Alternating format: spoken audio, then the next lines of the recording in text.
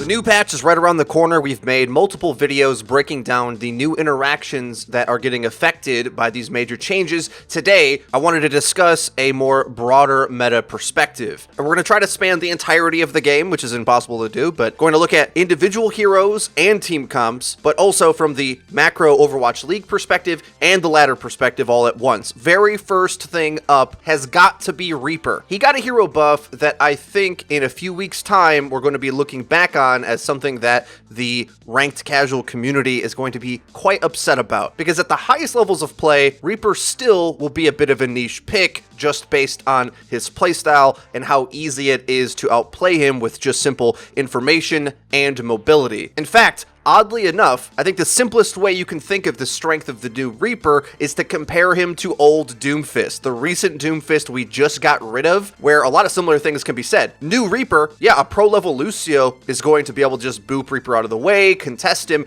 Range damage characters at the pro level are going to be way too powerful for him to really compete a lot of the time. The counters are going to be quite simple. But in the ranked context, Reaper is going to destroy things, and I'll tell you why. There's a few matchups that I think you're going to be utterly shocked at how well Reaper can take them when you know what you're doing. The best example, I think, is the duel against McCree, who should be a counter against you, but if you realize that if you don't get in extreme close range against him, his Fan the Hammer doesn't do enough to kill you, you'll be able to read and dodge his stun with Wraith Form, and as you sort of poke him down, not at extreme close range, but at moderately close range, where your shotguns can do some damage, you'll be out healing his body shots. That's super important, and there's plenty of duels that work out that way. If Reaper can self-heal the damage you do to him, you instantly lose each and every time he's in your face. So if the Reaper player has good spatial control up against the McCree, doesn't get stunned, and doesn't stay at the super close range where Fan the Hammer can burst him, you're going to feel like you just win that fight flat out because it'll take a few headshots for the McCree to even have a chance against you. And at most levels of play, hitting consecutive headshots even on a Reaper isn't going to be a thing that happens very often. If you're a ranged character like Soldier on the high ground trying to shoot down at him, Pharah, whomever,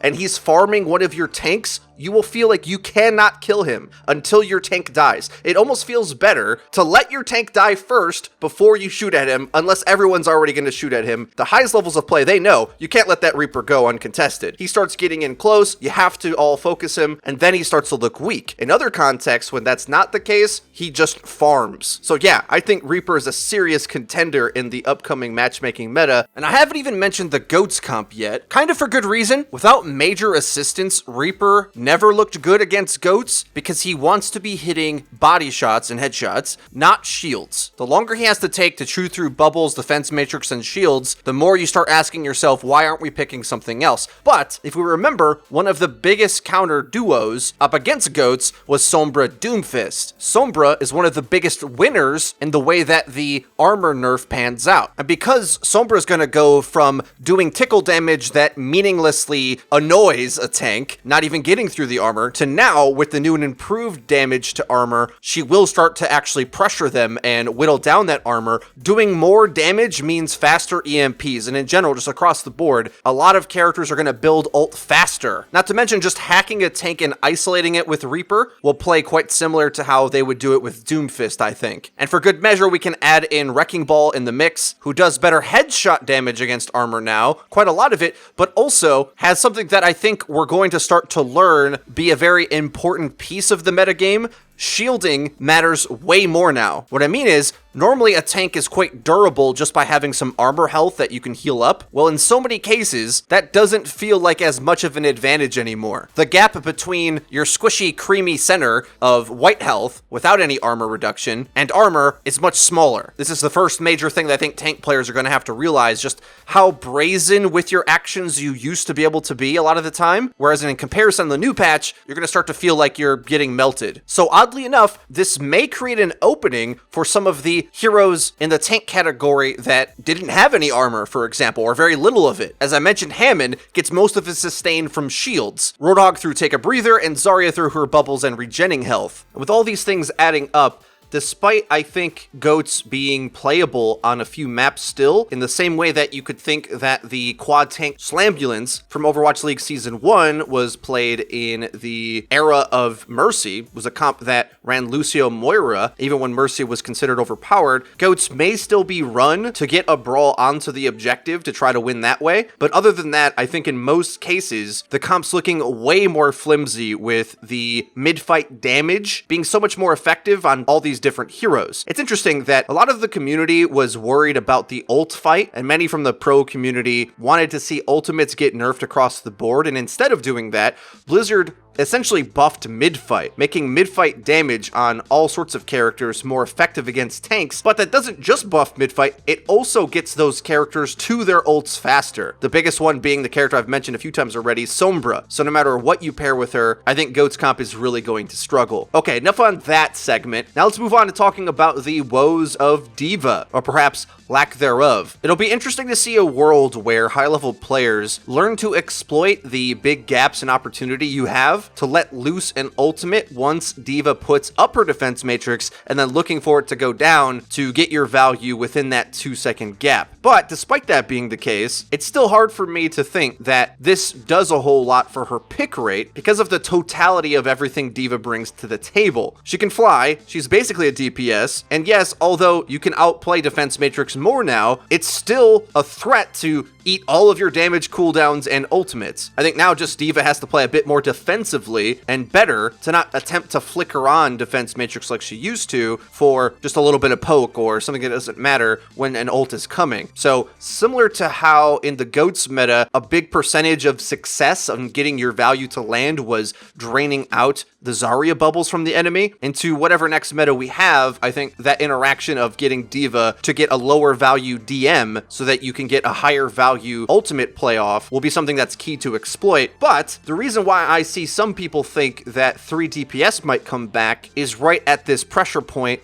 in the gameplay, where it may be the case that it's just easier to surround the D.Va, and the sustain you get from D.Va isn't high enough to outlast the multi-pronged attack. So for example, if the enemy has Soldier, Sombra, and Tracer, Soldier plays off on the high ground, you'd have to dive him to stop him from getting value. Tracer and Sombra, they're zipping around in your backline, really hard to lock down, oftentimes just getting free damage off. D.Va's kind of left in a rock or hard place with multi-damage threats. Because she can't quickly flicker defense matrix on or off, it will force her team to go on the offensive, which will leave openings for the Tracer and Sombra to trade out your backline as you try to go get the Soldier. This is how 3 DPS traditionally was played back in the day, but it eventually died when D.Va was just simply too good. Way too much value, way more sustain than 3 DPS could hack, but now that might be a bit different. It might start to lean the other way. I tend to doubt it because D.Va's play is so good and you get so much damage out of her anyway, but you definitely don't get the evasiveness that a 3 DPS comp has. D.Va tanks more damage and needs more healing, whereas if you had a Tracer in that slot, well, she just avoids damage entirely, runs off, gets a health pack,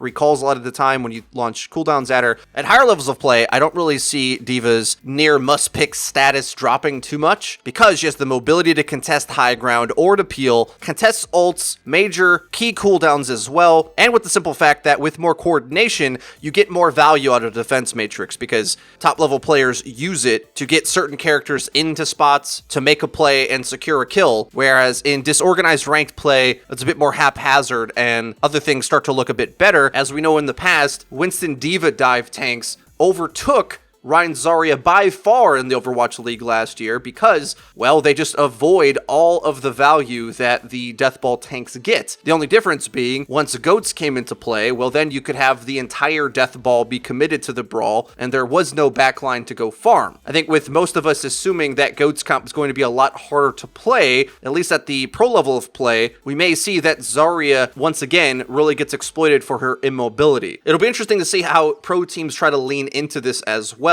I'm sure these Goats-esque rushdown comps could still even work with Reaper added to the mix. As much as people have talked about him as a supposed Goats counter, I think he probably does more as a Goats replacement. Entire team comp wants to fight in at close range, well, win that brawl handily. And the thing looming over the top of all of this is what the top level DPS picks are going to be. Well, especially in Overwatch League, we're going back to Widow Town, I think. On a lot of maps, Widow, but specifically Widow plus half a Widow in Ashe for a nearly double Widow combination is going to be devastating. It's the new double sniper hotness, and on any maps with sightlines, you can expect pro-level players to default to the ranged playstyle that we saw so much in Overwatch League Season 1 yet again. Because although you might imagine that old double sniper may have been weak to triple tank dive or even Genji Tracer to some degree, Tracer's got a major problem up against Ashe because she has verticality, just like Widow does, but also can one-shot her to the head, making me think that any map that has ranged sightlines, we're going to see this double sniper look. It used to be weak to Goat's comp, but we've barely even had a chance to see what Ashe does up against Goats. Had a few pro matches with the patch that added her onto it. Now, with this upcoming patch, even Bob is scarier up against tanks. He gets a damage boost there, and with the rally armor not staying and persisting on Zenyatta and Zarya, those are two characters that can really get exploited at range by higher level hit scan players. So we've thrown a lot of stuff at you in today's video. The new patch is exciting, and it's a bit frustrating that we won't get to see high level competition on this patch until the Overwatch League, by which time so much iteration will be done to it that we'll not be able to experience the learning process of teams going through this and instead see a bit more of the end result. It's an entire month away. I think a lot of them will assume that they'll be playing on this patch since Nate Nanzer said that they want to keep Owl as close to live as possible, and if they don't bring it up to this patch, it will definitely be Goats a lot of the time. So to avoid that, I think they pretty badly need to make that executive decision to play stage 1 on this upcoming PTR patch. It'll take some time for pro teams who have put many